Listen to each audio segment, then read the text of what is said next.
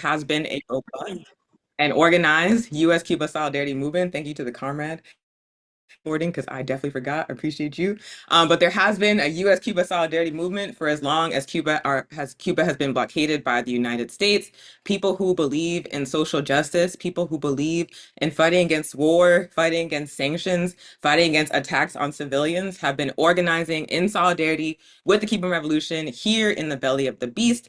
And part of that solidarity work includes bringing as many people as possible to Cuba in order to see the reality of the Cuban Revolution for themselves and understand why it must be defended. So that brings me to the National Network on Cuba, or the NNOC, and I'll advance the slide so you can see the logo. The National Network on Cuba is a coalition of organizations working to lift that illegal U.S. blockade on Cuba. We are fighting to end all U.S. attacks on the Cuban Revolution. We are fighting to take Cuba off the extremely ridiculous State Department list of state sponsors of terrorism. We are fighting to end the illegal military occupation of Guantanamo Bay, where the U.S. government maintains a concentration camp where they torture undocumented people and Muslim men. We want that closed for good. We want all attempts by the U.S. to overturn the Cuban People's Revolution to stop.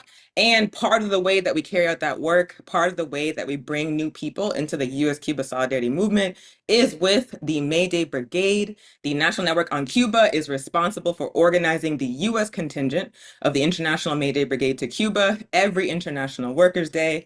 This year in May 2025 was the 18th U.S. contingent of the International May Day Brigade, and we will have folks from the Black Alliance for Peace and the All African People's Revolutionary Party who were present at that contingent talking about their experiences. And you might ask, what is the All African People's Revolutionary Party and its women's wing, the All African Women's Revolutionary Union, and what is the Black Alliance for Peace?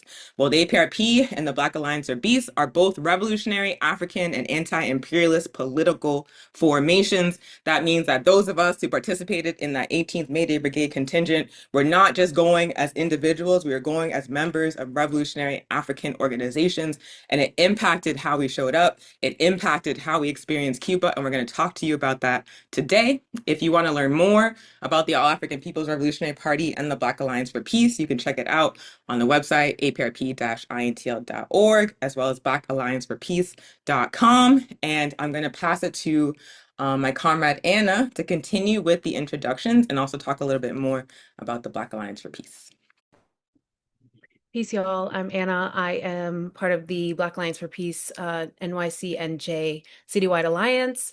I am first going to take us through the Zone of Peace campaign.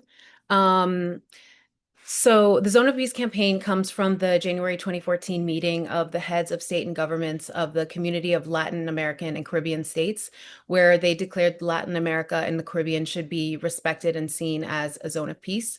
The Black Alliance for Peace is leading an effort to activate the popular movement of this declaration by building support for its implementation across the region towards expelling the US, EU, NATO axis of domination with increased militarization and soft power practices in the Americas. The Zone of Peace campaign is informed by the Black radical peace tradition that asserts peace is not the absence of conflict, but rather the achievement by popular struggle and self-defense that expels the causes of permanent war and state violence, imperialism in all its forms, capitalism, patriarchy, and colonialism. We must build collective power through organized anti-colonial movement with the Global South because our enemy is one. The basis of our struggle towards liberation as oppressed peoples, as Africans, must be an internationalist one. In our work to build collective power with a people-centered human rights framework, we connect Jose Marti's vision of a Nuestra America following the U.S. Monroe Doctrine with the militancy of the Black radical peace tradition in liberating the region from colonialism and imperialism through unification of the region, which is from Canada to Chile. I think we can go to the next slide. This here is actually a map. I'm sorry, Onya, if you could go back one. If you could, yeah. This map is actually, you can find this on BAP's website that was built out. And here you can see, this is the militancy, a map of militancy in our Americas. So I just took a screenshot of that to reference, and definitely check this out on our website for more details of this.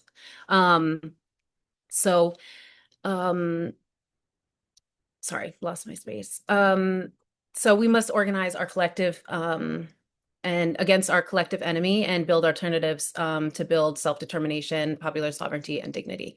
The ongoing war against Cuba is part of the US strategy of global domination through permanent war. Cuba exemplifies the global struggle for people-centered human rights that defies the capitalist indoctrination that our conditions are fixed, that we are not revolutionary actors, but wage laborers that must compete with others to obtain our material needs. So this war is not about human rights. This is the centuries old pan-European white supremacist project that can only maintain itself through capitalist, imperialist, colonial rule. So without this violent exploitation and extraction, and in Cuba's case, the economic sanctions and that are enforced and combined with ideological warfare, this settler colony uh, cease to exist. We can go to the next slide, I think.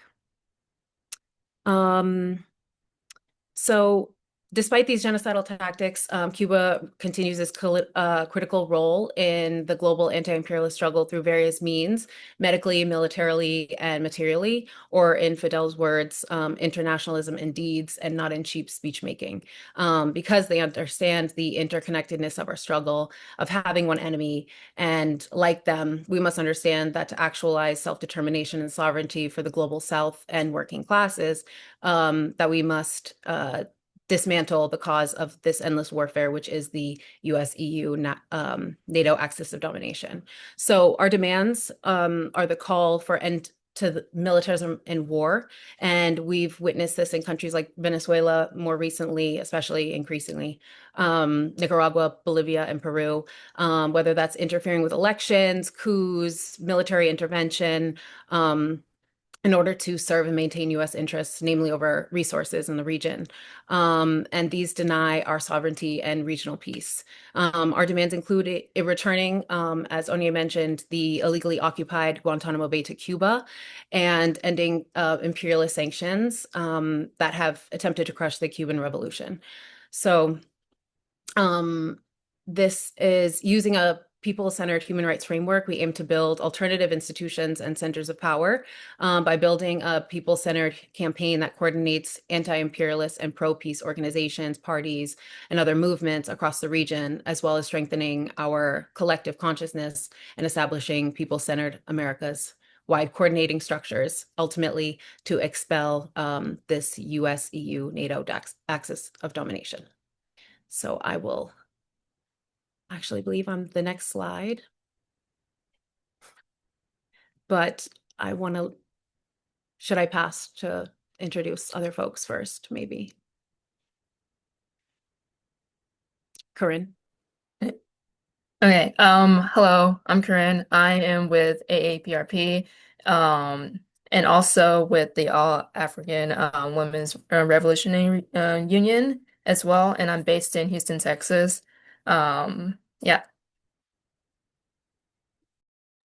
I'll go next. Welcome everybody. My name is Day. I'm an organizer with the All African Women's Revolutionary Union, as well as the All African People's Revolutionary Party, and I'm currently based in occupied Lenape territory, otherwise known as New York City.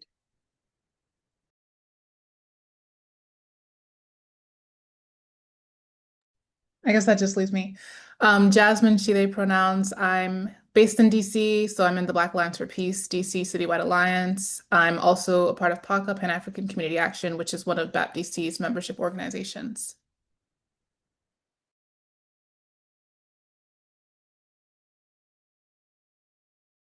And I already introduced myself, so we're going to pass it back to Anna, and I'll put the slide back up.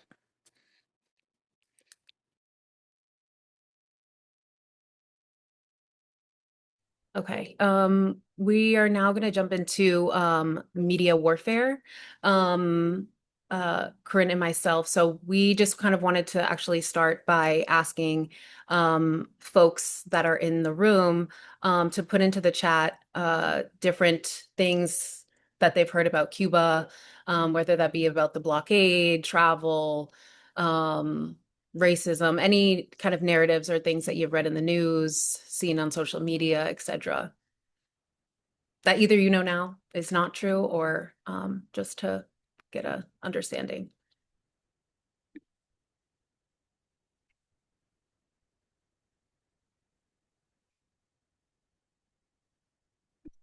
Don't have to be shy. You can just pop anything in there. And we don't judge as those who live in the belly of the beast with severe indoctrination as the most highly indoctrinated people in the world. Okay, so I'm seeing Cuba starving its people. Castro is a very bad guy, yes. And dictatorship. Wasn't any food nor things in supermarkets. Yes. Anti-Blackness as a legitimate reason to manufacture consent. Yes. For regime change. Yes. Repression of Cubans and not being able to speak out on their government. Che, mass executing. Yes. Shortages on food, medicine, etc. Castro killed more than just the colonizer. Yeah. Yeah, we are going to address these myths that are spread through US corporate media and soft arm powers of the US government. So thank you all for participating here and letting us know, because we'll definitely get through this. And then I think someone asked if we're going to talk about anti-Black racism in Cuba, and we are. Comrade Day will be covering this, so I'm not going to go too far into that. Okay, so the U.S. objective to cause regime change in Cuba started when the revolutionary forces overthrew the Batista dictatorship over 6 decades ago, right? And Fidel long acknowledged this ongoing ideological struggle between the capitalist and socialist camps that's needed to defend their socialist revolution. So in stating, he said, the battlefield is everywhere. So maintaining the socialist project means maintaining and producing a conscious, organized, and united people.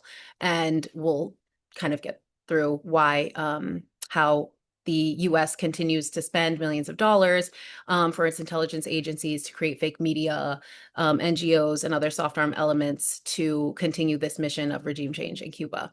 So we see the US has weaponized various countries, not just Cuba's conditions, and due to centuries of ongoing colonial and imperial subjugation, right?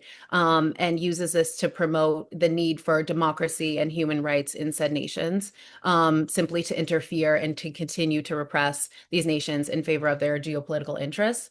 So again, this is not only in Cuba, but around the globe. We see this in places in Palestine and other Muslim countries like Iran, with this State Department created Women Like Freedom. We see this in Haiti and other nations. So this tactical interference is to place blame on Cuba's economic conditions on the Cuban government that is framed as a dictatorship, as you all mentioned. So by disillusioning the public about the longtime economic sanctions that produce and reproduce violence, in order to, with aims to crush the revolution, they seek to delegitimize the socialist project by exploiting these conditions caused by the genocidal blockade, and to also hide the vast achievements of the revolution. So Cuba's materialist, people-centered human rights to education, healthcare, housing, food, and leading in scientific, medical, and educational achievements that are used around the globe. So those living in the settler colonial project called the United States remain a population that lacks media literacy and getting their news on social media, with longstanding anti-communist Cold War conditioning. So they are propagandized by U.S. corporate media and intelligence agencies to establish human rights. And that's what we see here in Cuba. So, and also notably, the idea that Americans can't travel to Cuba is also very intentional, in that they do not want folks to witness what is the actual reality of Cuba, or be able to dismantle these ideas that we have been indoctrinated to. So I think we can go to the next slide. I think. So the goal is also actually to cause confusion and unrest and dissent within the island as well. And here I just kind of put a few notable dates when Obama announced normalizing relations with Cuba, and the US corporate media was very excited about this, and that it means that is not a good thing. And so when Wi-Fi and broadband was brought to the island, this is something that Cuba they were not prepared for, this influx of misinformation, namely. And so during our trip, we had a wonderful presentation on media warfare. And also in this positive note is that we learned is they are providing media literacy to the youth in schools. And this is something that they are working very hardly against. And we can, I think, go to the next slide. So here I can't go too deep now, but this is an example of the a financed website or platform by a dissident and so-called political prisoner with ties to the U.S. Embassy. It's a highly publicized trial, but this is just a screenshot from their website. And as you can see, the regimes of Cuba, Venezuela, Nicaragua, Iran, Russia, China, DPRK. And so this theme remains the same. So we can go to the next slide.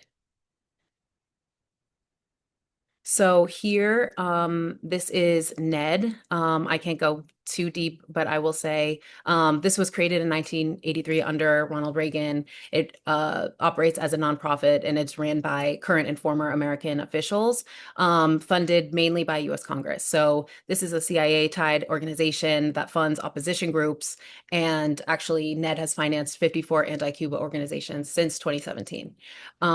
And these are just screenshots from their website. And as you can see, with spending in Latin America and the Caribbean, the highest country spending being Cuba, Nicaragua, Venezuela. And so I pulled separately, not on here, from some of the language on this Latin America and Caribbean page, where they discuss authoritarianism, organized crime, combating foreign authoritarian influence, human rights, political freedoms, and democratic processes needed to be instilled in the region. And so, and notably, another discussion of Russia, China, and other, quote, authoritarian actors. So Ned describes Cuba as one of the last communist regimes in the world, controlled tightly by a one-party system that oppresses free speech, independent media, fundamental rights, and freedoms. They discuss corruption, poverty, and use Cuba's relationship with Russia and China and Venezuela to push forth this destabilization project. And the formation of BRICS and other geopolitical developments that are threatening U.S. hegemony. Of course, we see this attack on Russia and China as two highly developed nations with growing economies, the popular support of their people, and they continue under Western imperialist attack. So I'm going to pass it to Corinne. Thank you, Anna. And so basically going off of that of this dictatorship, the bias criticism of that Cuba is a dictatorship, and with some of these examples leading with someone also mentioned in the chat that Cuba's economy was prosperous prior to the revolution. But doesn't address the fact that Cuba's economy was very much largely based on the US. The Platt Amendment in 1903, which was the US having total control over Cuban market, and the tariffs, especially with the use of like sugar, being reduced as to 40% or less. Also the fact that the wealth was not distributed equally whatsoever. It was given to those who were wealthy. And also just once again, the US owned a lot of the land as well. Another lie basically is that Cuba is underdeveloped due to the communist government. But once again, prior to the revolution, decades of U.S. exploitation, them basically having mafias in the 1930s, and support for brutal dictatorship, having their own regimes, um, heads involved in the government, associated with corruption, and as well post-revolution, like Anna mentioned, like the push for eradication of illiteracy, free universal healthcare, and public education. And then the last one that which we'll talk about more, is that the medical brigades were forced or exploitive. I don't know if you guys have noted or heard from our Secretary of State, Marco Rubio, um, mentioning about Cuba, saying that, it's exploitive. The money that Cuba gets, the doctors do not see, which is an absolute total lie. Majority of that money, that portion of the money that is received is given to the doctors, but it's also given to the Cuban government, to take care of the local population. Um, and also the fact of that they're being exploited, when really the doctors are doing this voluntarily to serve in other countries, whether it is in Latin America, the and Africa, um, and receiving the same wage, getting the same vacations. There was times where when when we went to a hospital and we spoke to the doctors there, really no malice towards them doing their work. They actually like not only enjoy it, but they're serving their purpose as to helping those impoverished states, and also like teaching um other doctors to, better their work. Um and we can go to the next slide. And so going into one of the statements about how Cuba is not really, this is a cap is a communist state, in which the fact that the people do not have any say in their own government is also a total lie. Cuba has its own like representative government, known as the Organs of People Power, and it has three levels. So you see here on the chart, there's the individuals who vote for these assemblies, and eventually goes to the National Assembly of People's Power. Um, and these folks meet every like 2.5 years, um, basically doing this voluntarily, once again, and still continuing their own employment. They're not getting paid. They don't fundraise for campaigns. That is considered illegal there. Um, and it's people like your own neighbor, your own person that knows you, um, from your own neighborhood, elect elect these people. So it's very much grassroots, boots on the ground, sort of involvement when it comes to the government. Um, and basically, with the each assemblies, you have the municipal assembly, which is once again, you have the individuals being very much involved, voting for those that within their own sector. And the votes are secreted, they're direct and they're equal. And then you also have the two other levels, which is like candidacy commissions selected by one another, and also the elections are not competitive whatsoever. Like once again, this is the the officials basically make sure they have good rapport with the people, if they're getting voted in. And if we can go to the next slide. And so from that constitution, which started post Revolution till 2019, there was a bit of a change. So taking out the provincial into making it more of a governor sort of state. So it's not as simply as one person, but it's decentralizing and streamlining the authority and resources to improve administrative efficiency and people like participation.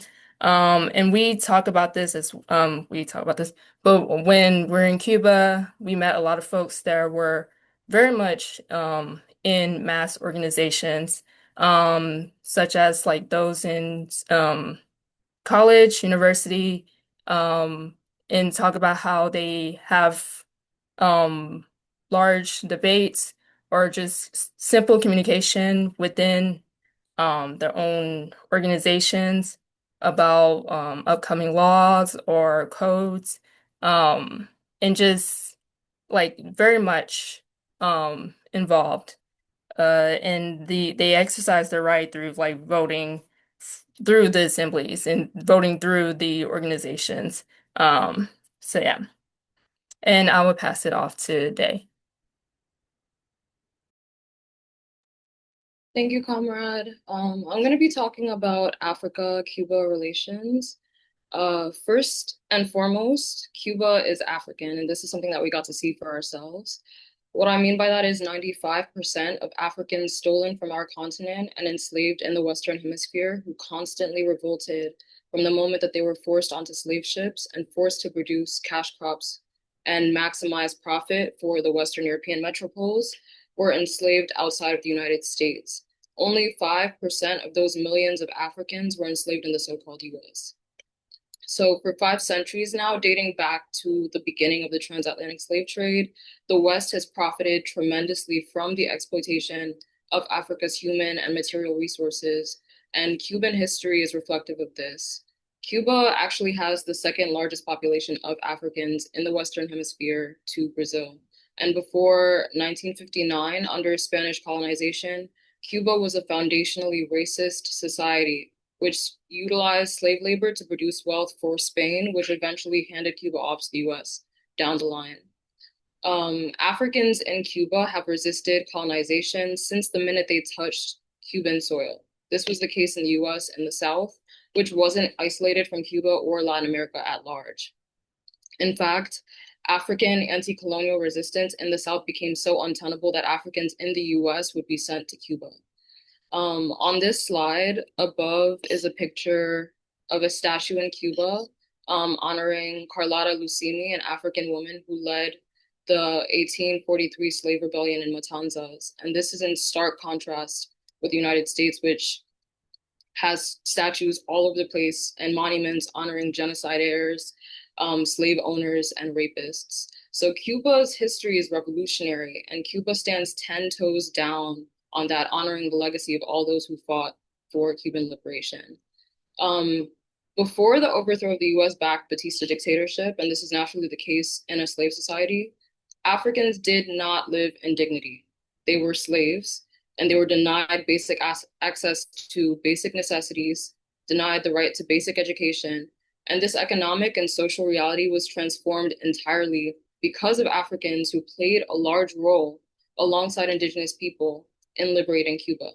So when people talk about anti-Blackness in Cuba, that is an argument that's devoid of the reality that one, revolution is a process, and two, Africans and indigenous people have been at the forefront of Cuba's national liberation struggle. Africans have laid the groundwork for Cuban socialist development and are still fighting to defend their socialist project and revolution from the violence that is US imperialism and the US blockade. What is anti-Black and what is anti-African is the US's objective of starving out and tightening sanctions on a country that is predominantly African for taking control of their own fate and resisting the violence of US empire so that the masses of people can live a dignified existence. That's what's anti-Black. And the US and their imperialist media love when people talk about anti-Blackness in Cuba in the same way that they try to dissuade people from supporting Palestinian liberation and are doing the same to dissuade people from supporting African liberation, like we're seeing with the AES and Burkina Faso more specifically, through Western sexuality paradigms and pinkwashing. This narrative of anti-Blackness in Cuba is one that the enemy leverages to demonize Cuba and discredit the achievements of a people, largely Africans, who have built their socialist society from the ground up and defended it with their lives right underneath the United States. And we also need to remember that imperialism is the primary contradiction, right? And that racism is central to capitalism and imperialism. This is not to say that immediately after 1959, racism was immediately eradicated. That's not true. But again, revolution is a process, and in order for racism to be defeated, capitalism must be entirely eliminated. The second picture that we have on this slide, the one underneath, is actually a picture of a delegation from the Alliance of Sahel States, which right now is the most critical project advancing our struggle for unified socialist Africa. They visited Cuba in December of last year for revolutionary exchange. Next slide. We also got to visit ILAM, which that's the Latin American School of Medicine, the acronym for that. And we learned about how the Cuban Revolution produced Cuba's booming healthcare system, which has supported global South countries for decades. Here on the slide is an image of a map of Africa. It's visualizing every place. This was from the Latin American School of Medicine. Is visualizing every place that doctors across the African continent that doctors have traveled to either teach or provide healthcare to the masses. And this was normally done in rural areas where healthcare has been made more inaccessible because of colonialism and neocolonialism. Cuba also came to the support of African liberation struggles by fighting alongside revolutionary forces to materialize Pan-Africanism, the total liberation and reunification of Africa under scientific socialism. So the Cuban people have long understood that the exploitation of Africa, her wealth and her people, marks the origin of our subjugation as a people. Our ancestral homeland was divided at the Berlin Conference and remains balkanized, with colonial and artificially drawn borders, separating our people and contributing to its prolonged destabilization. Actions solely taken outside of the continent aren't enough to liberate the masses of Africans on the continent and in the diaspora. Only a unified socialist Africa will. And this is the reason why our many revolutionary ancestors like Lumumba, Gaddafi, Winnie Mandela, Malcolm X, Thomas Sankara, and many more were martyred, right? Pan-Africanism would permanently end imperialism and propel world communism. So the Cuban people have shed their blood for the African Revolution. That's another thing that we should keep in mind when people try to accuse Cuba of anti-Blackness, is Cuba has long supported the African Revolution, and Cuba is a part of the African Revolution. Next slide.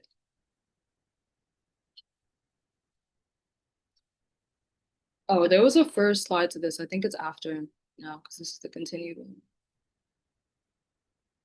Yes, okay. So Cuban agriculture. I just wanted to preface by saying that in the same way that the United States intends on annihilating the Palestinian people through an accelerated genocide that has killed hundreds of thousands of Palestinian men, women, and children for decades, the United States intends on starving the Cuban people by tightening its genocidal blockade, which was imposed 60 years ago with the explicit motive of fulfilling regime change so that Cuba returns to life in chains under the boot of US imperialism.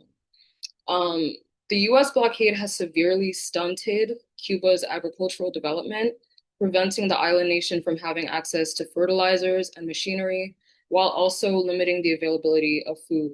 And because of fuel shortages, manufactured, of course, by the US blockade, farmers have been forced to use their oxen to plow fields of produce, which is way more tedious than just using tractors. This is also why in Cuba, transportation by carriage is commonplace. This is something that we saw a lot. That way, you don't have to rely on fuel, something that's already severely limited due to the lack of access to oil and the US blockade and the tightening of sanctions. I just wanted to talk a little bit more about that because Cuba once got its oil from the Soviet Union and now gets its oil from Venezuela. This actually started with Hugo Chavez's Petrocaribe oil diplomacy campaign. which readily supplied other countries in the Caribbean with oil and would make Venezuela less dependent on the United States. And because of Venezuela's nationalization of their own resources and this South-to-South cooperation, which poses an existential threat to US hegemony, the US has been trying relentlessly to carry out regime change in Venezuela as well, with the most recent example of that being the US recently deployed 3,000 troops to the Caribbean under the pretext of fighting terrorism and drug trafficking, which is not true at all. There's no evidence of that. Maduro, the current president of Venezuela, swiftly mobilized millions of Venezuelans who readily agreed to defend with their lives the Bolivarian Revolution, their land, and their sovereignty. So this is just an explicit example of the fact that the eternal enemy of capitalism, a system that's predicated on the exploitation of land and labor, is socialism, which allows working class people, Africans and indigenous peoples in the Americas, and throughout the global South to control their land, its resources, and live life with dignity and in peace. So moving on, according to Belly of the Beast Cuba, lack of access to antibiotics and supplements, which are necessary for raising hens and producing eggs, is causing high mortality rates among hens and a scarcity of eggs. So we have to be clear that US foreign policy as it pertains to Cuba, and not even only Cuba, can accurately be described as outright starvation, right? As always, the United States pretends to care about human rights and democracy while trying to force socialist countries into submission by imposing sanctions that restrict their access to basic necessities that human beings need to survive. And this isn't a one-party thing, it's a bipartisan effort, not just something that we're seeing coming from the Trump administration. Between 2022 and 2023, during the Biden administration, over 1 million Cubans left Cuba, and this mass exodus was prompted by the tightening of US sanctions, causing severe hardships that, of course, include the lack of availability of food and variety of food on the island. And Belly of the Beast actually just recently made a short documentary about this, where they interviewed Cubans who just recently were deported back to Havana, put in handcuffs, severed from their relatives and loved ones in the US, and sent back to Havana. And one Afro-Cuban man who'd been in the United States for only 2 years was just deported and said, "I went to the US legally, but I don't ever want to go to the US again." Deportation is an ugly affair. Sometimes Cubans think everything is better abroad, but then we face the harsh reality of another country. There is no country like Cuba.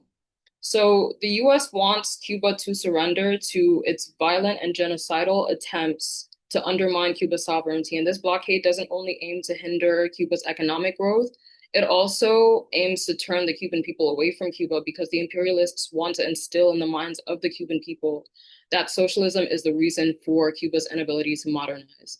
However, the tightening of sanctions has yet to fulfill that objective of regime change, because the Cuban people know who their enemy is, and they know that their history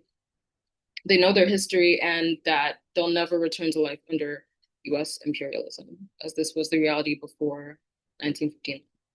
Next slide.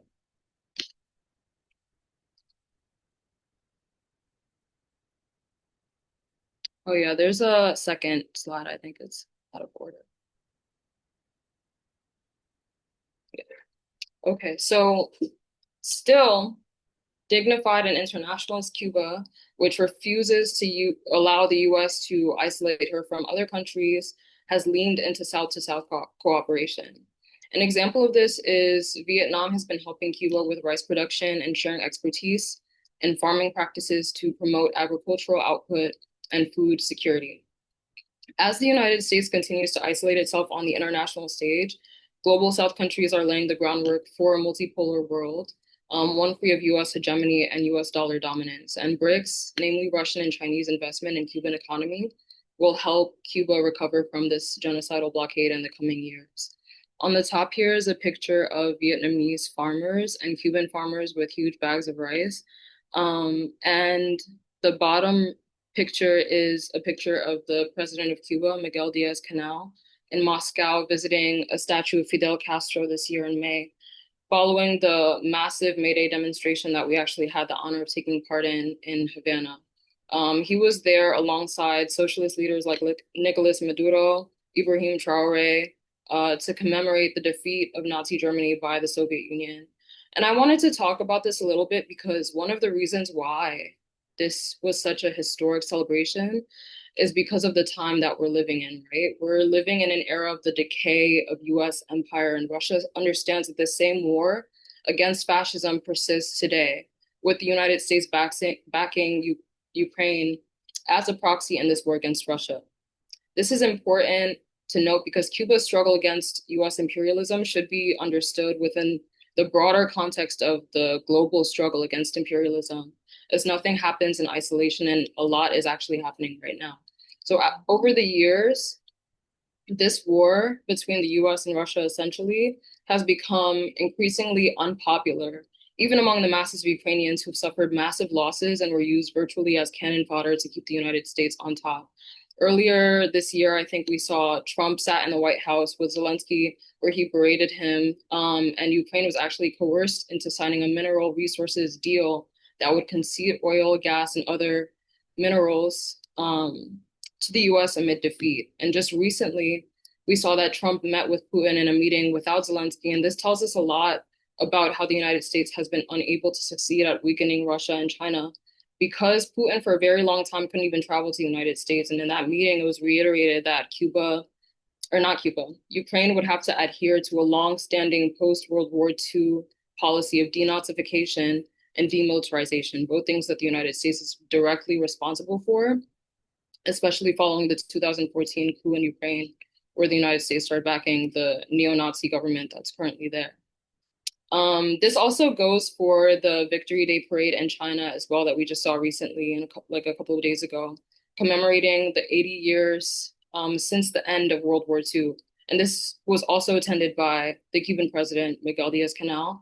This parade marked 80 years since the Socialist People's Republic of China was born. And this wasn't only a war against Japanese aggression. People don't actually know a lot about this, but the People's Liberation Army in China played a pivotal role in defeating Nazis as well.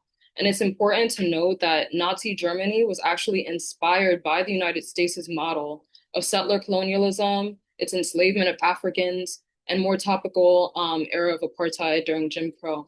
So fascism is born from capitalism and imperialism. And if we're serious about understanding fascism, we need to understand the economic base that's driving the ideology of fascism. The US has been preparing for an escalation of nuclear war with China, and this has everything to do actually with what's currently happening in Venezuela, with Latin America and the Caribbean at large, China-Africa relations, so on and so forth. So what we're living through is a continuation of this war against fascism, or the ongoing global struggle against imperialism, with the US being at the fore of imperialism. And during these Victory Day festivities, world leaders sat together and discussed the future of diplomacy and solidarity between their countries. And it was announced that Russian businesses are set to invest $1 billion in Cuba by 2030. And China has actually already started to support Cuba with the electricity shortage issue by installing solar panels. Oh, next slide.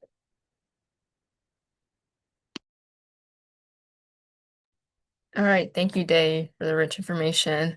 So on with the current policies and current climate, Cuba recently and actually and back in 2022 have recently sent this family code, which the family code is free of colonial and sexist structures of family.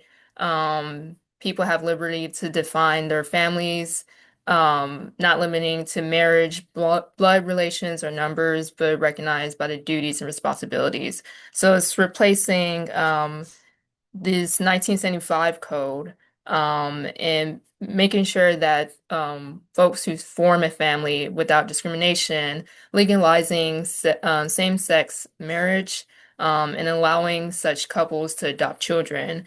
It allows the parental rights to be shared among extended and non-traditional family structures that could include grandparents, step-parents, and surrogate mothers. And also add novelties such as prenuptial agreements and assisted reproduction. So basically, family code, is promoting basically like women's rights, equal sharing of domestic responsibilities, and extending labor law rights to those who come care for children full time. And even when caring for children or the elderly and or the disabled, people with disabilities, um, establish this family life of free from violent penalties and outlaw like corporate punishment and like child marriages as well. It states that the parent will have responsibilities instead of custody of children. And what I think is really great about this code is that it not only focus on just the like LGBTQ community, but also women's community, but also children in Cuba, being in Cuba, and one of my comrades will speak more about this later. But children have full autonomy, and they're treated as such people and not really entities. Um, Meanwhile, in the US, we very much, if they're not within their own like blood family, they're taken out into a system that does very little to nothing to take care of them and make sure that once they're of age, that once they are like raised out of a certain age, they are not helped whatsoever. They're not um, held down with any support whatsoever. Um, and I feel like with this code law, it speaks very much about how kids um are being valued as human beings and not just a once again custody. Um it required to be respectful of the dignity and physical and mental um like integrity of children in adolescence, and it asserts that parents should grant maturing offspring more over their lives. Um, and with this code, that literally started back in 2018 and having like very like 3.5 years like long of debates and um various conversations. Um, there was at least 400,000 like suggestions, and within the 3 years span, a 3.5 year span, there's like 25 like alterations that were occurring to this code law. And then to the next slide. Um, yeah, the process also included like the Federation of Cuban Women writing the draft of the code and the Cuban people having community discussion with government officials, such as the one of the organizations, which is the University of Federation Students, holding meetings with the president of the country, so Miguel Diaz, and like having these conversations. And that in itself, it may sound like kind of ridiculous to like we're gonna put in a law for and in order for us to really comprehend what exactly we're voting for, we're gonna have a discussion and it's not gonna happen overnight, but it's something that we're gonna struggle through. And that's something that the Western class does not understand or does not grasp as of yet. And the National Assembly of People's Power stressed the importance of Cubans familiarizing themselves with this code in order to prevent feelings of uncertainty. So like once again, like making sure that, you do your homework basically, and reading into what exactly this means, not only for yourself, but for your neighbor, for, everyone else, the children, and that goes to the same school as your kids, and further down the line. Another code that is in the process at the moment, is starting literally today till through November 30th, which is a labor code. Will participate in discussion and consultation. Um, Basically, it's going over the equal rights for all workers. And also what I got was making sure that, women also have equal rights, those who are pregnant, you know, also adhere to that, and there may be a discussion of raising the wages as well. But as of right now, it's still in the drafting period. Yeah, and with that, I will pass it off to my comrade Anna.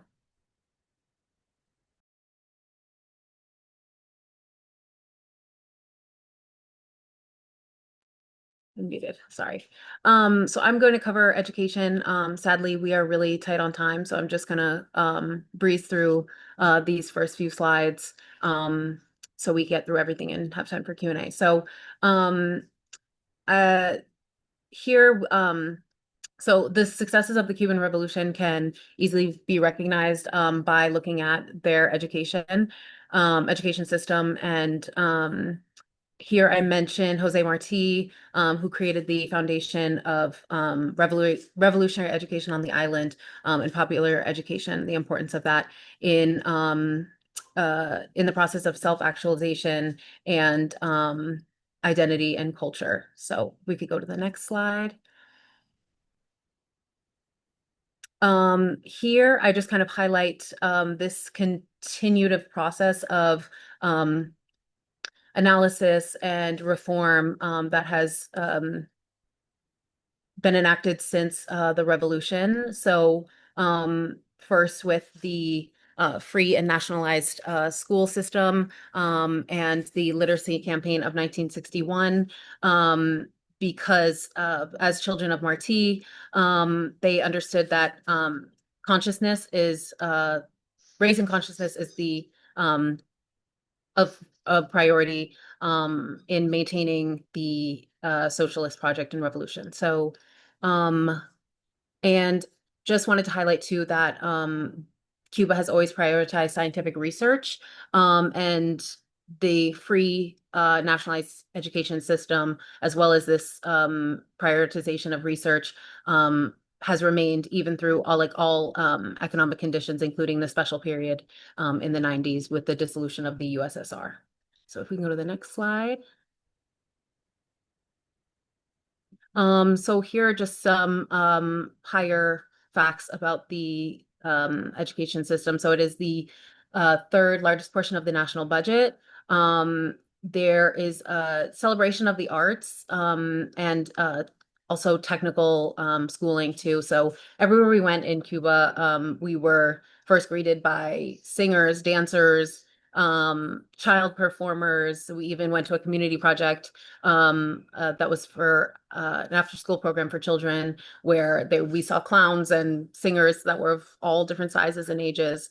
And so that was really beautiful to see, as opposed to, I think in the US, that being something that's like a hobby and not serious and not this like emphasized in the importance of culture and maintaining national identity.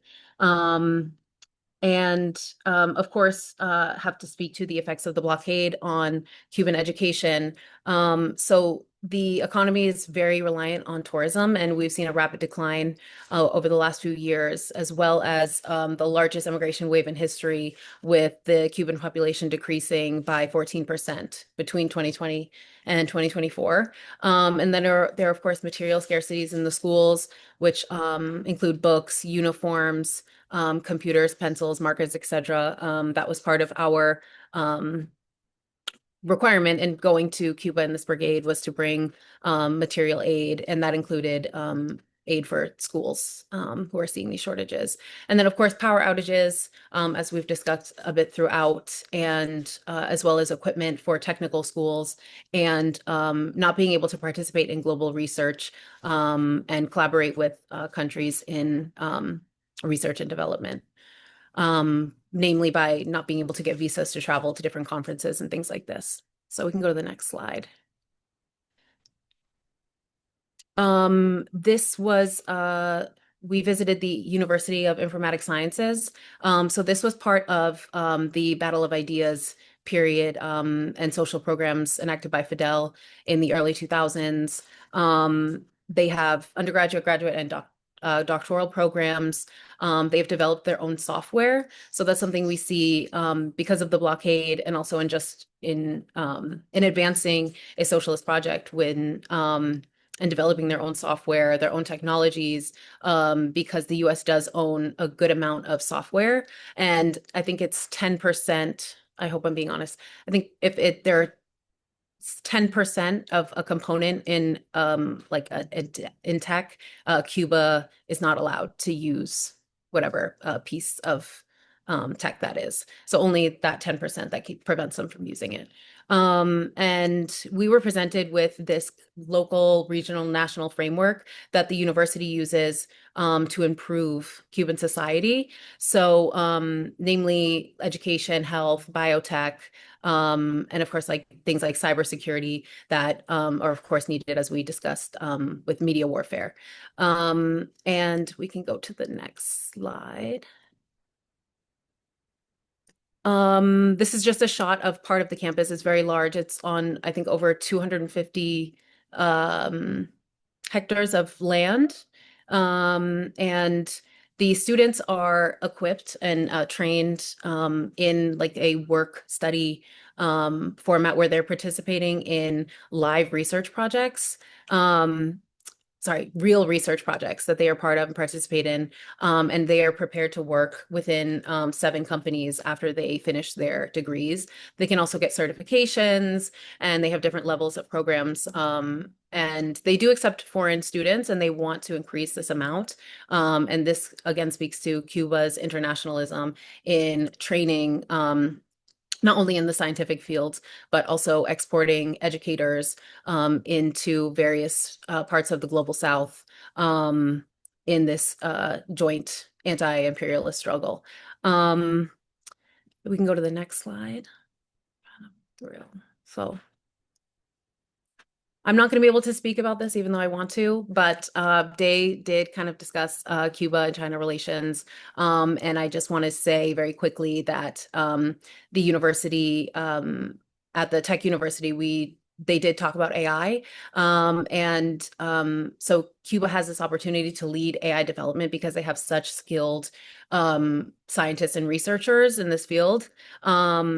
Very highly skilled people. And so just to say that we cannot, I know there's a lot of fear mongering and reactionary discussions about AI and development and things, but just understanding that this is an opportunity for Cuba to have this digital transformation allows Cuba to collaborate and further establish and defend their revolution.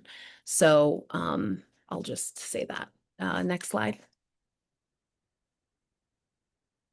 And then the importance of children, and I think I mentioned Jose Marti laying that groundwork as the youth are revolutionary actors.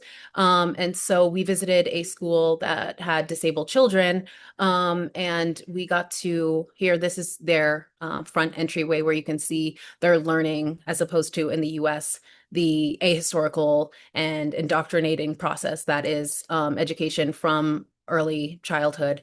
And we can see that opposition here in popular education, in learning historical global anti-imperialist struggles. And so the children had different abilities and some had hearing issues, vision, but there are teams that work with these students.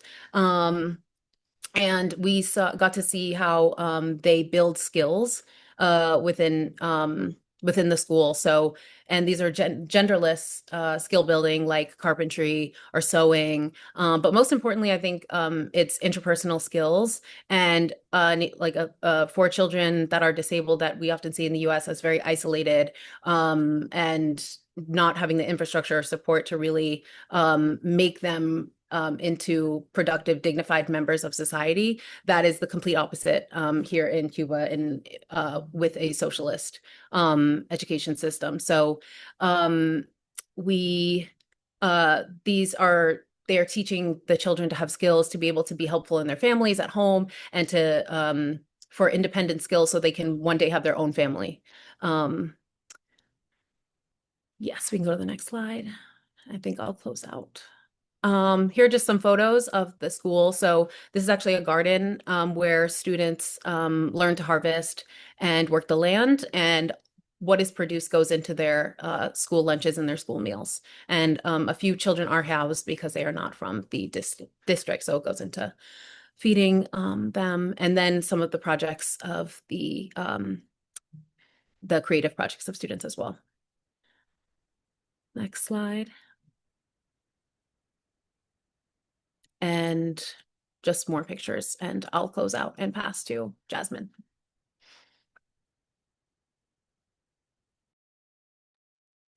Thanks, comrade. So again, my name is Jasmine, organizer with BAPTC and PACA, and I'm going to cover the health component, which is a really key part of Cuba's history and one aspect of the brigade that I found to be really striking, especially as someone who works in public health in the US and kind of sees the calamities and the ridiculousness that happens over here. So just briefly some background, I want to share with y'all what their healthcare model actually looks like. They use this sort of three-tiered approach that is designed to provide attentive and preventative care to the Cuban people. The first tier is their primary level. It is community-based health monitoring and prevention. Every single neighborhood in Cuba has a doctor and a nurse that is responsible for serving that neighborhood, where they seek to resolve the vast majority of health cases, around 80% if they can. The next level, because not every health case can be prevented, is where hospitals come into play. And they have a hospital, I believe, in every municipality. For folks who don't know, Cuba is organized into provinces. They have like some 20-something provinces, and then within those provinces are municipalities, which are sort of like, I guess, like cities in a kind of way. So at this level, they address things like illness, health complications, rehabilitative care, if like, let's say you have an injury of some sort, and they seek to resolve around 15% of cases at this level. The image on the screen is a picture from one of the hospitals that we visited, where we got to speak with the medical director, as well as some of her staff, on how they serve the people within their municipality. The final level is designed to be the last stop for very serious cases. So it's where a patient can be referred to very specialized hospitals for treatment or more unique or particular health conditions. And I want to emphasize the preventative nature of this model. This is particularly visible in how they treat maternal health cases. So, for example, as soon as a birthing person becomes pregnant, they are immediately tracked into more attentive prenatal care. Should any complications arise, should that birthing person be determined to be high risk, or even just not have enough family or like sort of social network support, they're immediately able to be placed into maternity homes, which is something that's been talked about a lot in Cuba, where they can be monitored more closely by specialized doctors to resolve any complications and reduce risk. So just wanted to lay that as an example. And this is in stark contrast to what we have in the US, where not everybody has access to healthcare. It's expensive, it's difficult to navigate. It's really on the onus of individuals to locate a doctor that can serve them, that will take their insurance because it's profit driven, and that may or may not actually address their needs. And in the US, right, doctors may or may not have any awareness or context as to what conditions you live in or the determinants that drive your health. Whereas in Cuba, your doctor is in your neighborhood. They know you know them, likely for years. They live in your neighborhood. The other patients that your doctor treats are your neighbors. So if there does happen to be a high incidence of any sort of health condition, that is something that can be tracked and monitored more easily because, again, it's about prevention, not retroactive care that you can cash in on with expensive treatments and medications, as in the US. Next slide. So just to outline a small selection of common health indicators for Cuba compared to the US, y'all can see first and foremost, healthcare is free 99. I was shocked to learn in getting off the plane that all you need as a non-Cuban citizen to access their healthcare system is your plane ticket, and that is it. In terms of life expectancy, Cuba consistently has ranked higher than the US. They can have considerably more doctors available to serve their people. In case what's on the screen is hard to read, this essentially means that each doctor serves about 100 patients that they're serving at a time, versus in the US, doctors are serving hundreds at a time, not able to dedicate as much time. Your checkup appointments are 20 minutes, they get you in and out and then on to the next person. They don't really spend time with you. Where the infant and mortality rates are concerned, these are pretty comparable, though at times Cuba's rates have actually been lower than the US. But I do want to comment on the fact that they are so neck and neck. Cuba consistently ranks at the top of comparable countries when it comes to a range of indicators. By comparable, I mean similarly resource countries, countries in the Caribbean and Latin America, etc. The US, as a highly resourced capitalist country, imperial power, etc., consistently ranks at the bottom across a range of health indicators when compared to countries that it is considered comparable to in terms of the types of resources that they have access to. So the fact that Cuba is neck and neck with or often doing better than the US on some of these indicators is notable. Additionally, we have to take into account the genocidal economic blockade that the Cuban people continue to live under, which significantly reduces their access to essential and life-saving resources. It's very easy for them to run out of sometimes basic medical supplies, which is what makes material aid efforts so essential. I wish I'd included the photo of the amount of aid that we were able to bring on our trip this past May. But this has put Cuba in a position where they have repeatedly had to, quote unquote, make a way out of no way, quote unquote, work twice as hard to get half as much. Y'all know the sayings. COVID-19 as a pandemic was an example case. So we saw all across the globe that this being an unanticipated global pandemic required all hands on deck across medical personnel. On top of that, because the blockade did not permit Cuba to access the vaccines and even some of the materials to make the vaccines, they had to work from scratch to make their own vaccines. And they did so in record time. And yet, despite this setback, look at the difference in results, where as of April of last year, almost 1.2 million people in the US were dead from COVID throughout the course of the pandemic. Within that same period, Cuba had only lost 8,500 people.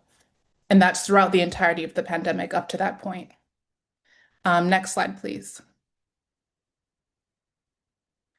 So, despite the impacts of the blockade, Cuba has made a number of medical advancements that are really extraordinary. On the right, I already highlighted their success in developing their own vaccines for COVID. And mind you, they developed not one, not two, not three, but five different options for vaccination against COVID. They have developed their own drug for Alzheimer's, which is a huge public health challenge because there's literally no cure. Yet Cuba's new drug for Alzheimer's has actually shown a lot of potential in its ability to slow the progress of Alzheimer's when caught in earlier stages. They've also developed Simivax, which is an immunotherapy for lung cancer. Again, another unprecedented medical achievement. Beyond these, they were in 2015 the first country to eliminate HIV transmission from mother to child. They have completely eradicated malaria, polio, tetanus, and measles from their population. And this is at a time when the US just had an outbreak for polio in New York a few years ago. And we're currently seeing a resurgence of the measles, which is something that we haven't seen since the year 2000. So I was repeatedly astounded by the level of ingenuity that Cuba has shown consistently throughout the decades in resistance to this blockade. I think it just goes to show what makes a revolutionary. We want to see the empire fall. We want imperialism, capitalism, all that out the door. But just as important is the necessity to build and to create and to innovate the world that we want to see. And we don't have to wait for the empire to fall to start doing that. And I think Cuba has been a great example of that. Next slide, please. And I'm going through these kind of fast. I'm trying to wrap this up, y'all. So with all of these advancements, Cuba is not stingy. Anyone who knows anything about Cuba must know at least about their fierce commitment to internationalism, their fierce commitment to solidarity with all the oppressed peoples across the globe. My comrade spoke about that a little bit earlier. One of the ways that they have practiced that has been through their various medical brigades. Cuba sends out hundreds and sometimes thousands of doctors to different countries to support them with free and high quality medical care, particularly in areas that really lack this. One example of these brigades is the Henry Reeve Brigade, which they established in 2005, specifically to combat disasters and epidemics. The image on the left side of the screen is from the dispatch of Cuban doctors that they sent to Haiti to provide emergency relief. They sent doctors to West Africa during the Ebola crisis, and they also sent doctors to Italy and various other countries during the COVID pandemic as well to help kind of quell those numbers. They even tried to send doctors to support the people in New Orleans after Hurricane Katrina hit. The image on the right is of Fidel Castro speaking to over 1,500 doctors he was preparing to send to provide immediate aid to the people in New Orleans, and the US said no. So I really need to emphasize here how this becomes another arm in the war against African people in the US and how the war against us connects to the war against Cuba. I already highlighted some of the many life-saving medical advancements that Cuba has made. The people in the US do not get to benefit from any of that. Alzheimer's disease disproportionately impacts Black, Brown, and Indigenous peoples in the US. Black people in the US also have a higher incidence of lung cancer. And because our medical system doesn't give a shit about us, we're often at a more advanced stage by the time that gets diagnosed. The treatments that Cuba has developed and is developing could be saving us, could be making our lives easier, but we don't get to benefit from those things because of the blockade and because the US says no. And as with Katrina, we see that the US would quite literally rather see its people die unnecessarily than lift the blockade against Cuba.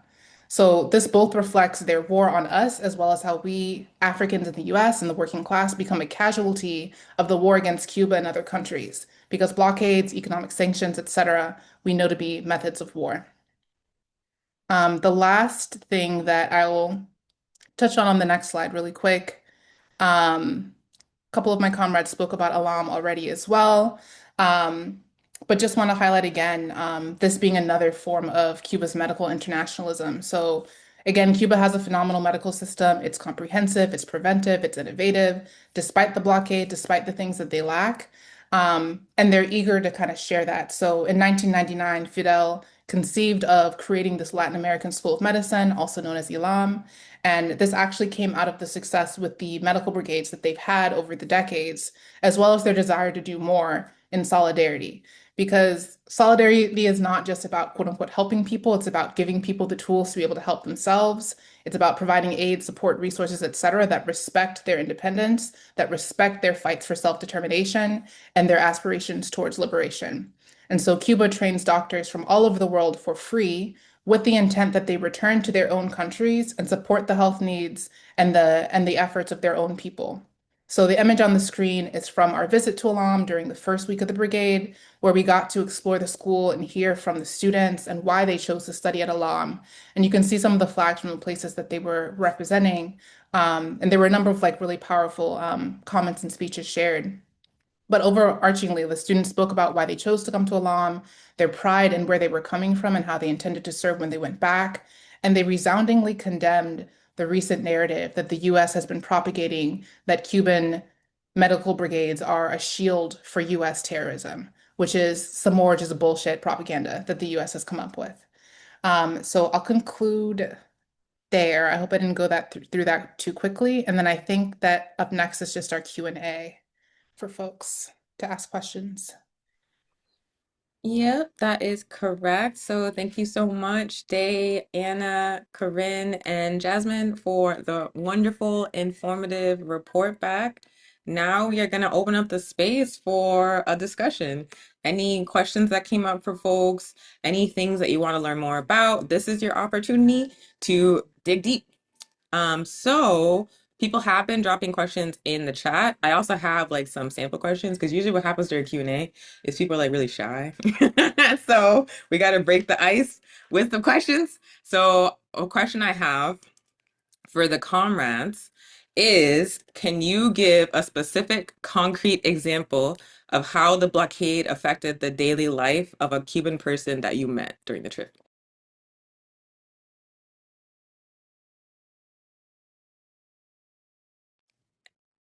Nepa in the chat telling Jasmine to watch the cussing. But anyone want to answer this question? Anyone have any experiences with Cubans talking about the direct impact of the blockade on their lives? Yes. Actually, when we were in Havana, Anna and I were hanging out in Havana that day. This was, I think, after the demonstration, or maybe it was before that. But when we were in Havana, this was for like 2 days out of the time that at least I was there because the brigade was 2 weeks long. I was only there for the first week. But I just remember us having a conversation with a Cuban who, like, he knew that we were coming from the United States. And he told us that things are much better in the US because there's food, like there's McDonald's and Burger King and things like that. And we're like, no, we're actually struggling as well. But the whole reason why, the whole reason why there's a lack of availability of food and lack of variety of food in Cuba is because of the blockade. And I think that was like one of um the instances where we really got to see how it's affecting the psyche of the Cuban people as well, by getting them to like isolate themselves from the Cuban Socialist Project and thinking that because of socialism, they can't have access to food and other things that they need. The similar situation. Thanks, Dee. And that reminds me of like the power situation. Like that's something we experienced repeatedly firsthand in Cuba, like power outages multiple times per day, spending many hours. And we were only there for like 10 to 14 days. But imagine like living there and it's hot. It's July in the Caribbean. It's hot as hell. The lights go off, your internet goes off, you're just in the dark, blockaded constantly. Like it definitely just like wears on you emotionally, wears on your psyche, and we definitely saw the impact of that. Anyone else have thoughts on this question, or should we move to the next question?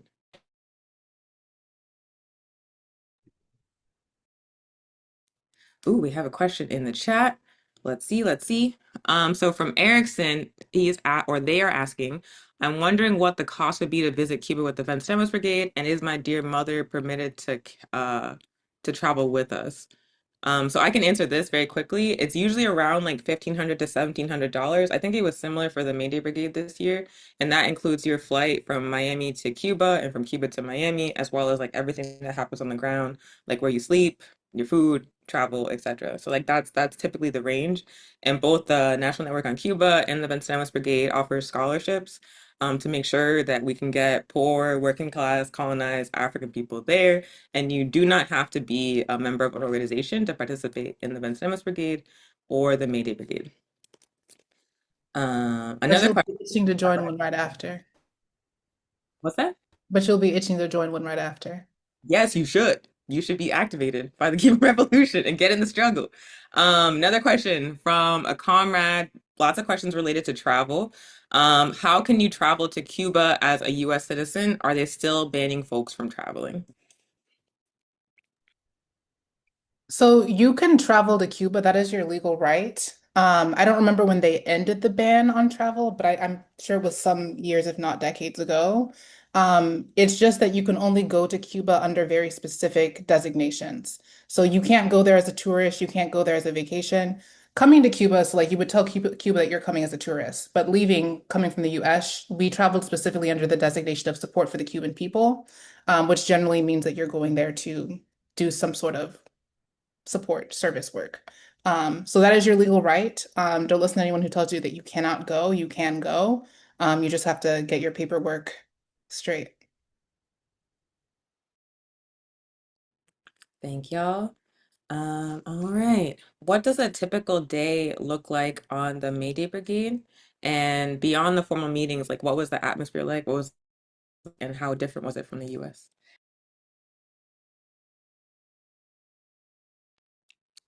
I see Anna looking thoughtful. Do you want to answer, Anna? I can see your face. Emphasis on thoughtful, forming thoughts, thinking.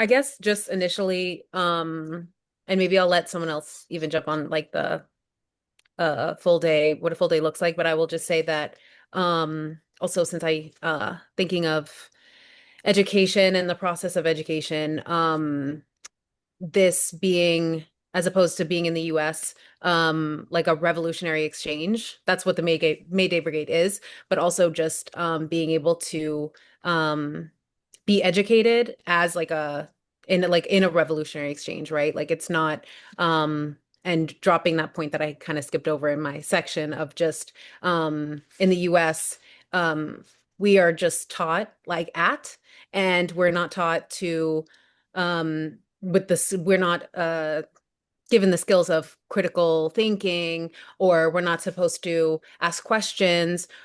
These are just facts that we are supposed to accept as true. And that is entirely different in socialist Cuba. And so not only, of course, outside of the brigade, that being the Cuban education system, but getting to participate in that was really life changing and altering, and in a, like a in a, also a safe space to do so. With of course structure and rules that are very important, right? And guidelines. But yeah, I think that would be a highlight for me just to add. Thanks so much, Anna. Anyone else have thoughts on that question of what the brigade was actually like? I can add more like well being with among like the local population is very like welcoming and very much like an eye opener due to the like how they value like one another and like greet each other like when we had time to go around the city. There's a couple of times where I've seen people literally like stop what they're doing to make sure that someone else, make sure like they drop, a hat or, some their belongings and just like go on about their day. And like Anna said, like here we just add just like rush, rush, rush, like rush to the next thing. And like the next thing is like mediocre. Like we're it's so mediocre and we're not really achieving much whatsoever. But in Cuba it's very much like, there's these power outages but folks still feel like fulfill, the daily needs that goes on the Cuba. So like being there was very much like a breath of fresh air, just very communal, very much just I mean, like even speaking with like the students, very much just like eye-opening because of how they're structured in their schools, how they're structured amongst their own peers. Yeah. Love that. Thanks, y'all. You came off mute, Jasmine. Did you want to share? Oh, I don't have to. There's tons of questions I can hold. Okay, thanks. Next question from Daria in the chat, and maybe we can direct this at Corinne, and other folks can certainly jump in. Can someone share more about how the discussions around the new family code were organized? Was it by municipalities? How did people share their input? So basically it was like based on like organizations in Cuba, especially the Federation of Women, for example, was like the one of the main like push for this family code. And initially I believe, if I'm not mistaken, it was the ideas, the like inputs of how people share them. Like I mentioned earlier, like the National Assembly basically wanted people to be informed. So bringing it up within these mass organizations, the workers, the students, elders, like putting it in different locations across the country and like letting people have time to speak about this. Um, and even when like the Federation of Students, um, Federation of Students, university students, like sat down with the president of Cuba, like having that time with literally someone that you voted down the line to speak to face about more clarification as to, what about this? What about our elders? What about our people with disabilities? And with children, how do we hone in on the fact that they're not just custody, but their responsibility and throughout their livelihood. I hope that answered it. Like I don't know like the step-by-step order, but just like the general um like phase. Yeah, and if anyone else knows more. Yeah, your answer made me think about what Anna mentioned about how the population of Cuba is highly educated, but not in like a, I've memorized all the information I'm supposed to know, but in that they are extremely literate and they are also their educational system is focused on participation, developing critical thinking. And the consequence of that is that it's like a very conscious and activated and organized population. And the organization of the Cuban society and the way that they pass new policies is done in such a way where they get the input by the people who are directly impacted, which is so different from how laws are produced in the United States. Like, think about the last time they amended the Constitution or passed like a bill. Did they ask you? They didn't ask me. Like, it's just like a bunch of dudes in a room, maybe like three women in a room, just like making it up for everybody else, like speaking for us. Whereas in Cuba, they're so they have every sector of society organized and prepared to give their input on how the state functions, which is why like the dictatorship allegations are absurd. It's so much more democratic in every way than the United States. Like Cuba is so much further along in terms of the organization of society than the United States, and that's despite the blockade. But does anyone else have thoughts on this question about the development of the family code, or should we move to the next question?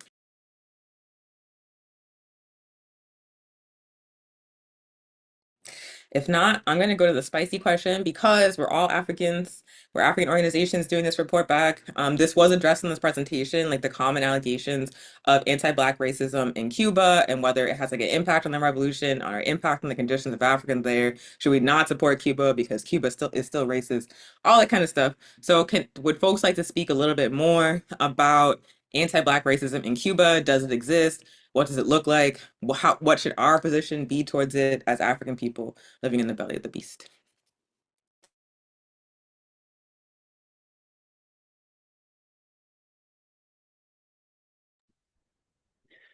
I think what folks have to remember, um, right? So folks talked about how like Marx initially, his initial framing was that you get rid of capitalism, and like racism will kind of go away. So what Black Marxists have kind of talked about inside of their literature is how that's not necessarily the case, right?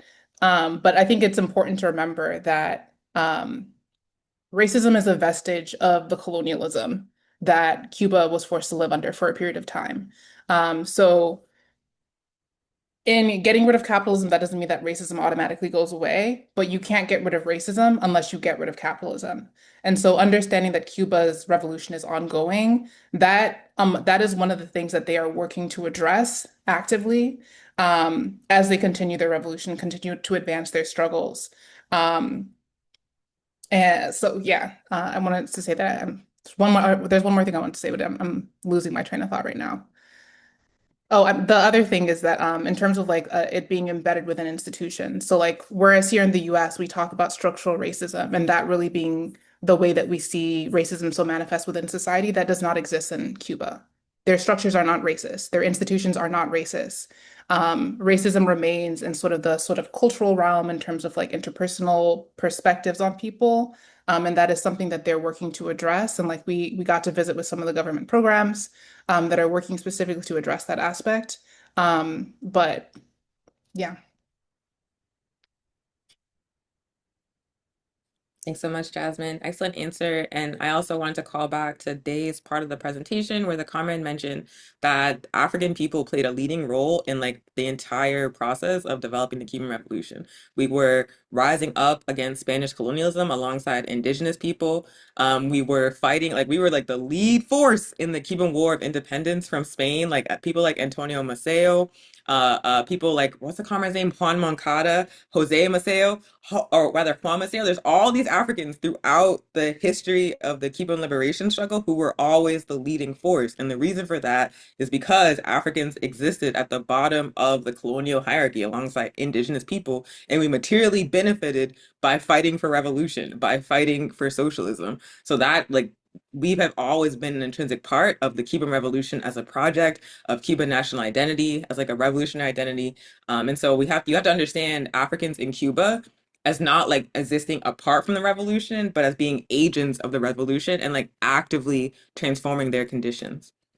And then let's see, there might be another question in the chat. Oh, this response is also making me think of some of the short-sighted and slighted responses being made to Burkina Faso and the resurgence of reductive reports regarding their assembly or parliament passing of specific bills around gender and sexuality, though the links and messaging of those claims are still difficult to find.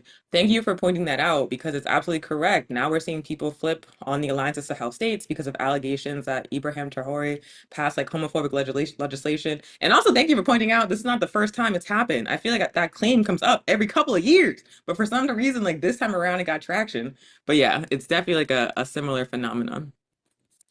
Anyone else want to share thoughts on this question of anti-Black racism in Cuba or that connection to how the AES is being targeted?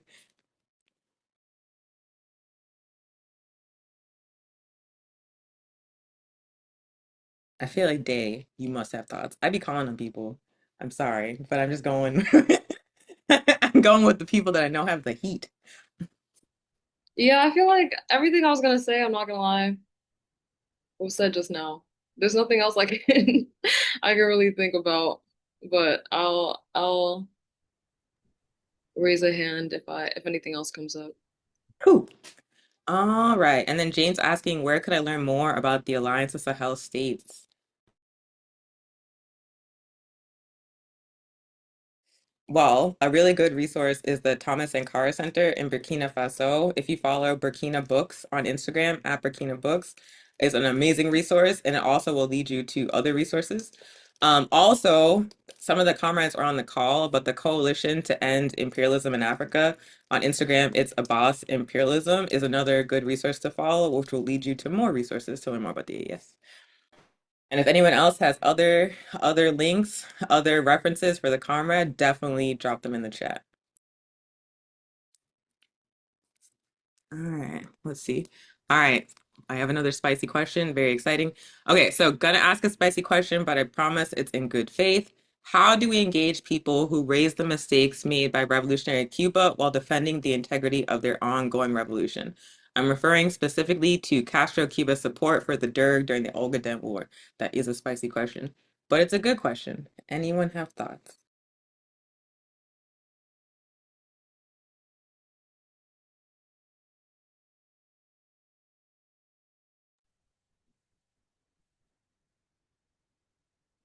Um, my initial thought to this is that revolutions are not scripted out. There's no step-by-step process that you follow in terms of advancing a revolution. Um, So mistakes are part of the experimentation and the figuring things out. Um, we know that the what Marx has put down in theory, he also understands that there's particular conditions that different peoples have in terms of figuring out what will work for the revolution. So I don't think that somebody making a mistake is reason or rationale to condemn the entirety of the revolution. Um, it's like the stuff that they try to say about, well, socialism has failed here and socialism and communism has failed here, which is like all that is a lie in general, right? But like if you understand what the principles of the thing are, if you understand what people are fighting for, what socialism represents what it's supposed to be, what communism represents it's supposed to be, people making mistakes or those projects getting infiltrated are not a condemnation or a reflection of the actual thing that you're trying to build.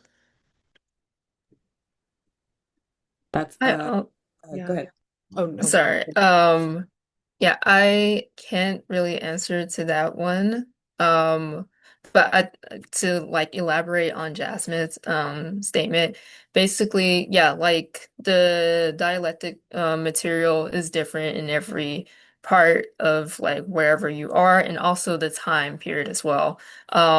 So how like Burkina was for Thomas Sankara is totally different for it is now for Ibrahim. And also the like it's constant struggle. Like we have to constantly struggle and really like point out the contradictions that we face when it comes to dealing with like socialist like contradictions, things of the fact that um you know, being like anti-Black or anti-African, to, homophobia and transphobia. Um, we just have to push people forward to realize that those are like the social conditions of, white supremacy, the highest part of like imperialism that's literally sewn into our day to day, that we have to challenge um every so often or every single day. Um, so yeah. I was just gonna very kind of similar, I feel like kind of boil down to what Corinne is saying, but at the yeah, at the end of it, it's having a materialist understanding, and it all boils down to what are the material conditions of the people. So when it comes to and we discussed this, some of these more fake news or using the current conditions of Cuba to weaponizing them to perpetuate and an overthrow of the government. It's being also be able to again the materials conditions of the people there, having their material needs met in food, shells, I just combined all of them. Housing, education, healthcare, that we, of course, don't have here, right? And like that constant comparison that you can easily have, even just using high level data, but being able to point to data throughout, I think, as well, education, scientific developments, things of these sorts, to um, uh, in this battle. I totally lost my train of thought. But that's kind of what I wanted to say in terms of the anti-Black question, in terms of thinking about, again, the material conditions of African peoples in Cuba versus how they are in the US and how our conditions here continue to deteriorate and are and we yeah, so that's all I really wanted to say. Thank you so much, comments. Those were excellent, excellent answers. And yeah, I just want to reiterate the point that revolution is like an ongoing process of transformation. It's not an ongoing event. And because it's an ongoing process of transformation and because it's carried out by human beings, there are going to be mistakes. If you don't make mistakes, you are truly not doing anything. You're not engaging in the process of transformation that you need to actually concretize a revolution. And the other thing I wanted to say about Cuba is that there is like an extremely robust practice of like analysis and like criticism and self-criticism within the Cuban Revolution. Like no one is more transparent about like the shortcomings and mistakes of the Cuban Revolution than Cubans themselves. Like there are so many Castro speeches where you can find him in detail, like for hours, speaking about like this is what we did, this is why it didn't work, these are the mistakes, this is what we should do differently next time. Like that's built into the structure of the Cuban Revolution, this process of criticism, self-criticism. So even when mistakes are made, you can like there's a guarantee that there's been reflection happening to understand like why that mistake was made so it will not happen again. So that's another aspect of revolution. It's not just like picking up guns and like blasting people. It's not just like the sexy parts of building socialism. It's also like making mistakes and reflecting upon them and transforming your practice going forward so you don't repeat them. So you can make different mistakes. So yeah. I think we're already over time for this seminar, but I know that we could go all night. So I want to end with like one last question for the comrades to speak to your experiences on the brigade, which is what was the most surprising or unexpected thing you saw or learned while you were in Cuba? And maybe like each of us could answer as like a sign off before we pass it to Jasmine for the closing.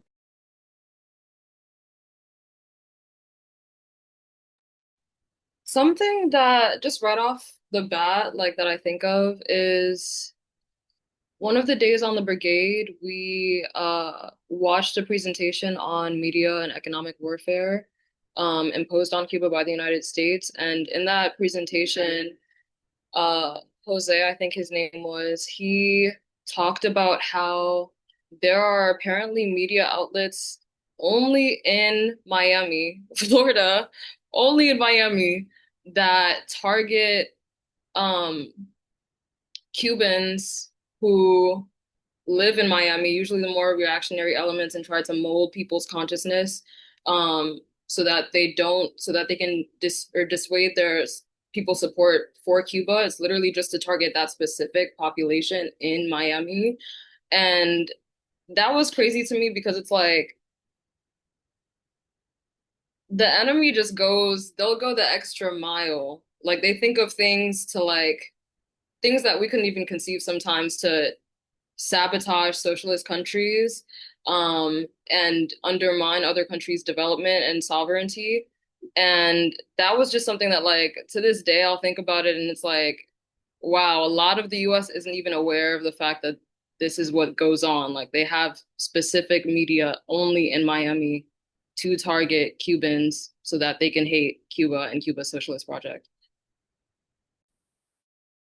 And then people will go to the Cubans in Miami for their thoughts about Cuba. Like that's a reliable perspective. Oh my God.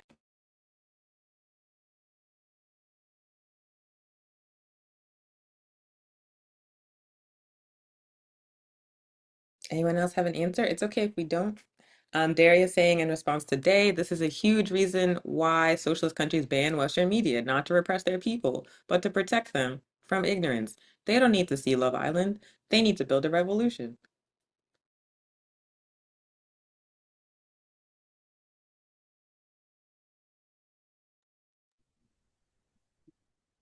All right, comrades. Are we ready to move to the closing, or does anyone else have any thoughts? Do you have thoughts, Corinne?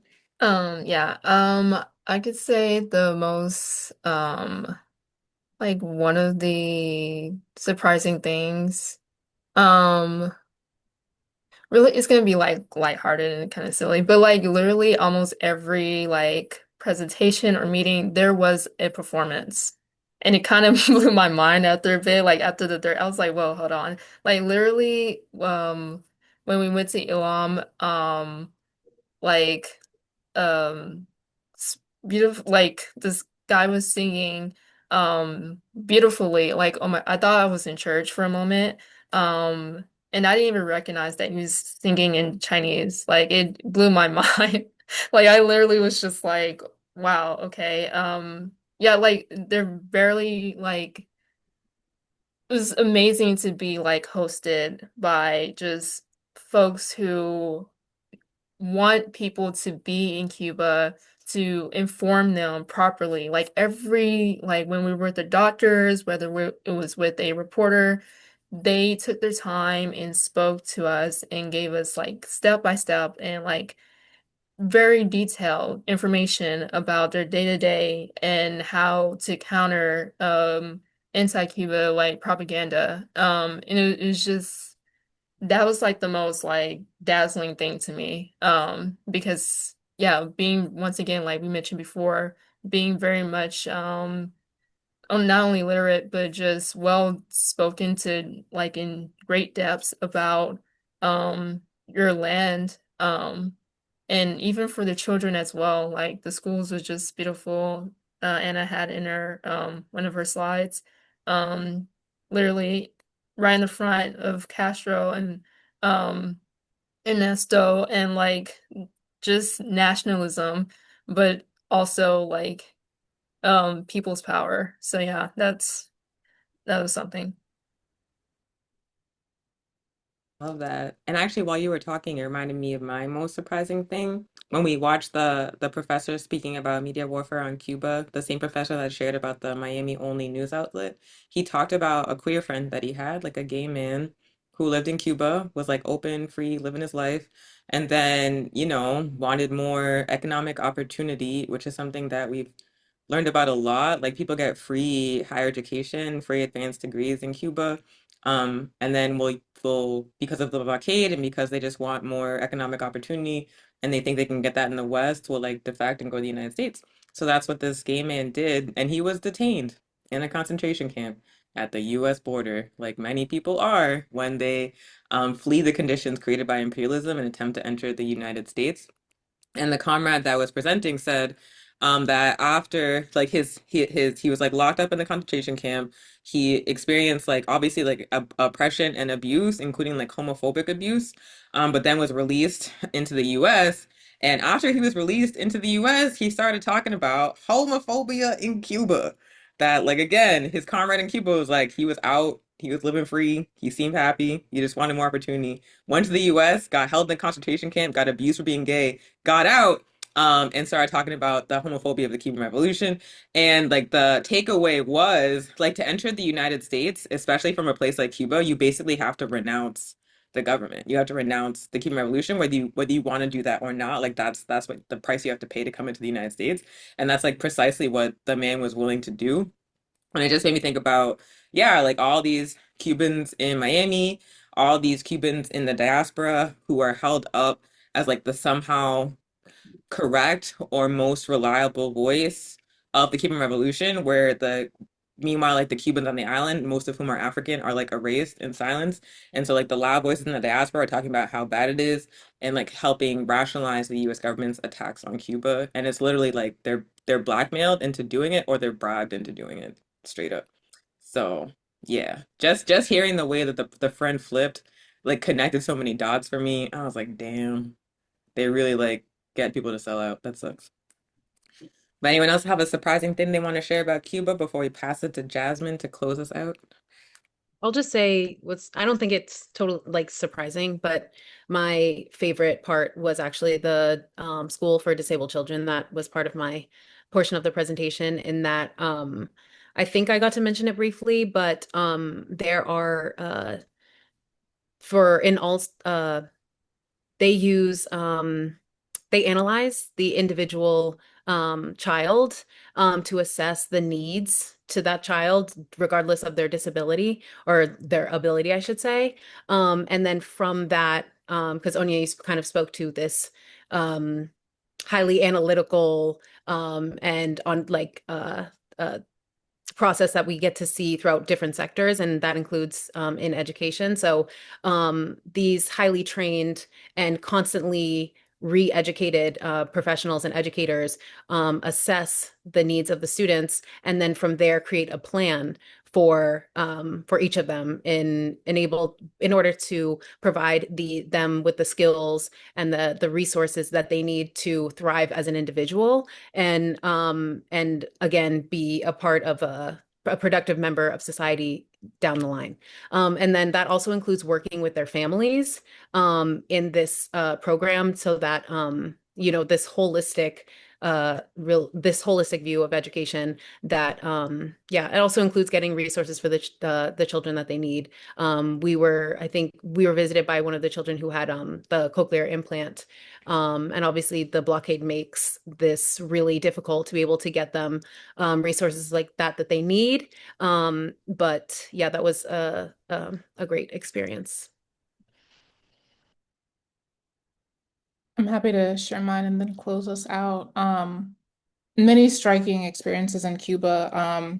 I think one of the more striking ones to me, and I wouldn't call it a surprise, because I feel like comrades talked it up, but the actual May Day celebration through the streets. Correct me on my number if I'm wrong, but there are 11,000 Cubans. I think there's 11 million Cubans, excuse me, 2 million of the diaspora. And this being the first year that they were having the May Day celebration back in Revolutionary Square, there were an estimated 5 million people in the streets. And just seeing the number of people who came out to express pride and joy and celebration in their country was extremely striking. And like reflecting on it later, I think part of why was like the only other time that I've seen that is when people are in the streets protesting in the US, right? Or like thinking about the George Floyd global marches and protests. The only time you see numbers in that range is like when people are protesting the state, protesting the system, protesting injustice. And so it was shocking to see that many million people come out literally just to express pride in their country, in the revolutionary project that they're a part of, in their revolutionary leaders, and the different groups that they represent throughout their society. Yeah, and the many flags from all over the world, not even just the Cuban flag, represented. And I think, even that being an emblem of the internationalism and solidarity, in addition to those folks being present there. But yeah, happy to close us out. And maybe we'll be ending exactly on the dot, which is always cool.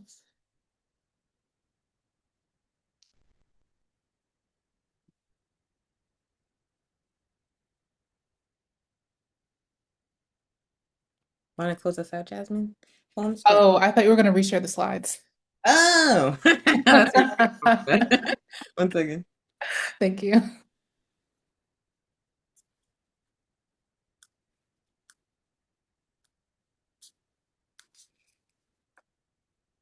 So just really quickly, folks, if you liked what you heard, if you're interested, you want to learn more about Cuba, NNOC currently has an ongoing Cuban 101 political education series. If you missed the first three sessions, those are up on their YouTube page, so you can catch those in time for their next session on September 18th. If you're interested in the 19th May Day Brigade, which will be happening next year, their interest form is already out for that, so you can scan the QR code to fill that out, and stay updated on requests for applications and stuff like that to attend. And then the NNOC also has their Saving Lives campaign. So if you're specifically interested in figuring out ways you can donate to Cuba, the ways that you can sign on to or like advance some of the campaigns around getting rid of the blockade, getting Cuba off the state sponsors of terrorism list, you can scan that QR code as well to find out some more information. And then on the next slide, I mentioned to folks earlier, I'm part of PACA. We're a membership organization of BAPDC. We're starting a community control over health program, which is being modeled after the Cuban healthcare model, as well as the Black Panther Party's People's Free Medical Clinics. So for folks who are interested in learning more about that and ways to support that, you can email us at paca@protonmail.com or follow our IG at PACADMV for more information. I'll put that in the chat. And then, Onya, I think you had something that you wanted to share as well. Yeah, I just want to share that it's very important that the people who represent the front lines of struggles for justice in the United States, African, Indigenous, Palestinian, colonized, poor, and working class people are able to travel to Cuba. We know that international travel is typically a privilege, which is why you see, a lot of middle class, older Europeans making up the majority of international travelers. There's nothing wrong with that. It's a strong base for the Cuba Solidarity Movement, but we need the front lines of our liberation struggles to learn from the model of the Cuban Revolution and bring those lessons back home so we can build what Cuba has here because we need healthcare, we need housing, we need free education, all the things that the Africans and the Cuban Revolution in Cuba have successfully won. We need that here, and we can learn from them how we can do it here. And so the Venceremos Brigade, which is the oldest Cuba Solidarity delegation in the US, this December is hosting an African, Indigenous, and Palestinian contingent to Cuba. And the reason why we are bringing African, Indigenous, and Palestinian people is because we want to be able to build together between struggles in a liberated zone where we can have the conversations and do the work we need to do in a place where we don't have to be looking over our shoulders, y'all. And so, like I said, international travel is a privilege. We need the poor and working class front lines there. And so we are asking if you have the funds, if you have anything to spare, please donate to the Venceremos Brigade. I just dropped the link in the chat. Let me fix it at vbforcuba.com/make a donation. Anything you contribute here will help us produce scholarships to send people on that brigade in December to make sure that we have the folks there that need to be there and that finances are not a barrier to access. And that's it. Am I passing it back to Jasmine? I'm just going to say thank y'all for joining our report back. This was great. I hope that it was helpful for y'all. And come to Cuba. Join Cuban solidarity work. There's lots of ways to get plugged in. Thanks, y'all. Have a good night.